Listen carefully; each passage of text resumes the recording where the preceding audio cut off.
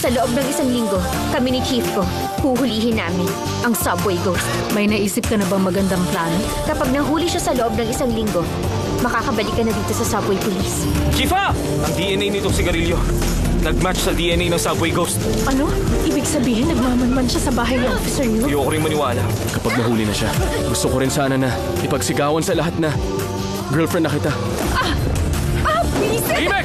Ang leader ng Grasshopper na si Hante Wong. Anong totoong pangalan niya? At saan namin siya makikita? Yubi! Ayun siya! Si Eugene. Yung kapatid mo, Nasaan siya? gusto mong malaman kung ano nangyari sa kanya.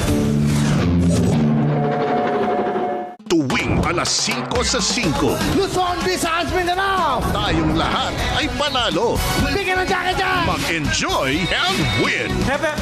Tatlong tao to! Hati-hati na!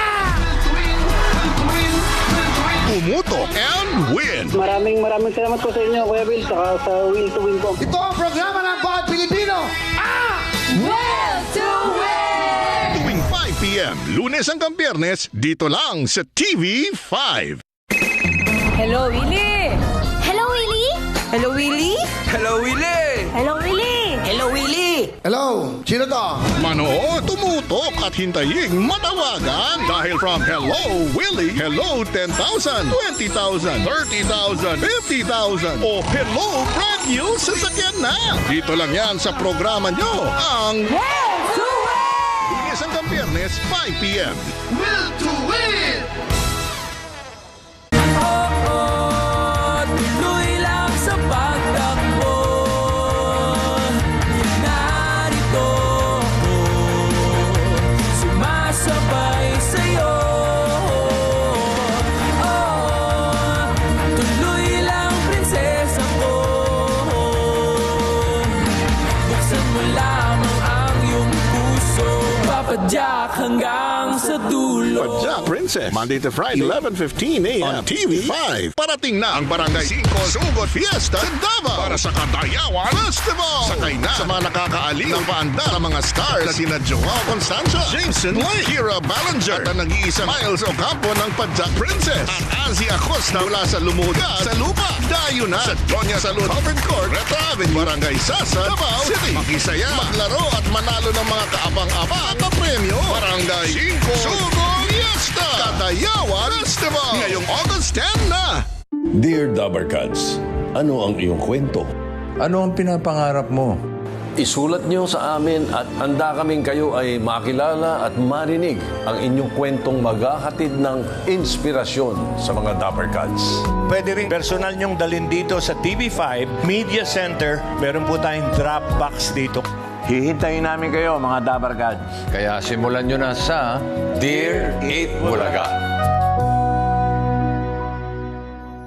Magbabalik ang sobrang galit. Mahal kita, hindi mo ba nakikita yun? Pinagsisisihan ko na pumayag ako ng pakasalan ko. Dami-dami ko nakikilalang lalaki. Ni isa walang pumantag sa kanya. Mahal ko na si Norman eh. Hindi ko na kayang itago yung nararamdaman ko pa. Kasi Magbabalik na ang matinding pagsik. Carlo J. Caparas, lumuhod ka sa lupa. Weeknight, 7:30 p.m. pagkatapos ng Frontline Pilipinas.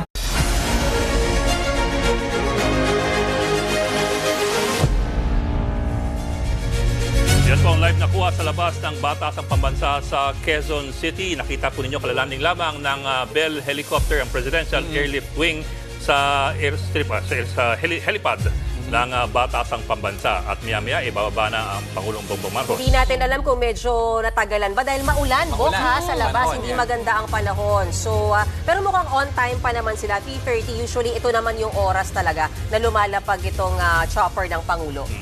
Nauudot pa naman yung oras yan pag merong kudeta bigla doon sa loob ng Kongreso. At mukhang kaya hindi makalabas, Bok, ay dahil nga maulan. Oo, kaya nasa loob pa sila. At alam naman natin na ang sasalubong sa kanya dyan ay sila House Speaker Martin Romualdez, Senate President Chis Escudero. Okay. And I suppose they also have to wait for the blades to wind down kasi umaakit yung ano niya, yung tubig eh. And usually up to the last minute, hindi nila sinasabi kung magsa-chopper ba. O kanina may backup din na baka daw magsasakyan kasi nga masama yung panahon eh. Pero ito Tama ka mukhang dyan. anytime now, pababa ng Pangulo. Usually, pag ganyan, tayong mga nagko-cover sa loob, tumitigil ang mundo sa loob ng North Wing dahil dumarating nga ang Pangulo at lahat ay, ayan, Ayun na. Bumaba na po si Pangulong, hindi pa, yung kanyang, si Pangulong Bongbong Marcos po ay bumaba na sa kanyang chopper, papunta na po sa loob ng Batasang Pambansa. At saan ang tungo ng Pangulo mula dito sa... Ito yung holding area sa loob. Yung holding area sa loob ng Batasang Pambansa. Usually may kaunting